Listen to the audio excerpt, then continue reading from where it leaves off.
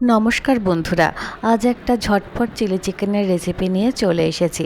হাতে যদি খুব কম সময় থাকে তাহলে এইভাবে চিলি চিকেন বানিয়ে নিলে খেতে ভারী সুস্বাদু হয়। একটা বাটিতে চিকেনের টুকরোগুলো নিয়ে নিলাম, তার মধ্যে সামান্য পরিমাণ ভিনিগার আর গোলমরিচের গুঁড়ো দিয়ে চিকেনটা ভালো করে একটু মাখিয়ে নিলাম। এরপর দিয়ে দিলাম এর মধ্যে সামান্য পরিমাণ লবণ আর সয়া সস। লবণটা খুব দেখে দিতে হবে, সয়া সস দিলে তাতে একটু নোনতা হয়ে যায়। এরপর দিয়ে দিলাম আদা রসুন আর কাঁচা লঙ্কার একটা পেস্ট। এই কাঁচা লঙ্কা আদা রসুনের পেস্টটা দিয়ে ভালো করে চিকেনটা মাখিয়ে নিচ্ছি। হাত দিয়ে মাখিয়ে নিলাম, কারণ চিকেনটা সব জায়গায় তাহলে মিশ্রণটা লাগবে। এরপর এর মধ্যে দিয়ে দিলাম ডিমের সাদাটা আমি ব্যবহার করেছি, পুরোটাও দেওয়া যেতে পারে। এরপর ডিমটা দিয়ে ভালো করে চিকেনটাকে মাখিয়ে নিচ্ছি। এরপর এটা মাখানো হয়ে গেলে 10-15 মিনিটের জন্য আমি রেখে দিয়েছিলাম।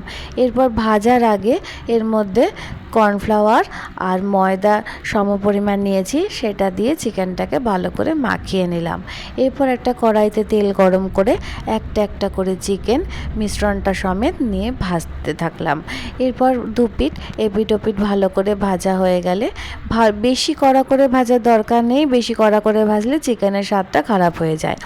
এরপর কড়াই থেকে বাকিটা তেল তুলে রেখে বাকি তেলে দিয়ে দিলাম রসুন আর কাঁচা লঙ্কা। সেটা ভালো করে ভেজে নিয়ে তাতে ডুমো ডুমো করে কেটে রাখা কাঁচা পেঁয়াজ আর ক্যাপসিকাম দিয়ে সেটাকে ভালো করে ভাজতে থাকছি। খুব বেশি ভাজার দরকার নেই, পেঁয়াজ ক্যাপসিকামের একটু ক্রিস্পি ভাব থাকলে সেটা খেতে বেশি ভালো লাগে। এরপর একটা বাটিতে টমেটো সস, সয়া সস আর চিলি সস আর একটু কর্নফ্লাওয়ার নিয়ে একটা মিশ্রণ তৈরি করে নিচ্ছি। এর মধ্যে দিয়ে দিলাম কাশ্মীরি লঙ্কা গুঁড়ো, এতে রঙটা ভীষণ সুন্দর আসে। ভালো করে ফেটিয়ে নিতে হবে যাতে কোনো লাম্পস না থাকে। এরপর এর মধ্যে একটু জল দিয়ে ভালো করে একটা মিশ্রণ তৈরি করে নিলাম। এরপর এই ভেজে রাখা পেঁয়াজ আর ক্যাপসিকামের মধ্যে মিশ্রণটা ঢেলে ভালো করে নাড়িয়ে নিচ্ছি। এরপর সামান্য পরিমাণ জল দিতে হবে, জলটা খুব বুঝে দিতে হবে, যতটা পরিমাণ গ্রেভি রাখতে হবে সেইভাবে জলটাকে দিতে হবে।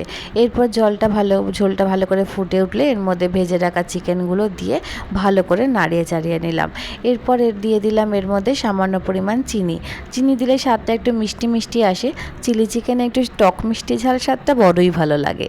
এরপর দিয়ে দিলাম নামানোর আগে একটু সামান্য পরিমাণ ভিনিগার আর গোলমরিচের গুঁড়ো।